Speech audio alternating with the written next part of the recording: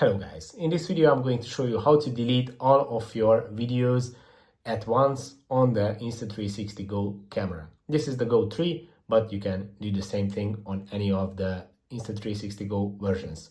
Just turn on the camera, open up the home page, and on the home page you have to swipe to the left from the edge of the screen. If you swipe from the middle, then you change the camera mode, but we want to go to the gallery, so swipe from the edge of the screen.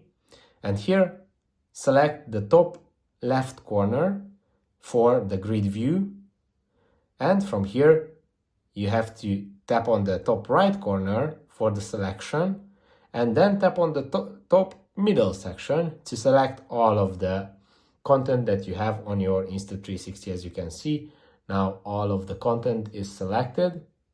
And this way you can just tap on the delete icon and confirm, and all of your videos are going to be deleted. I hope this video was helpful for you. If it was, please consider sending a super thanks donation.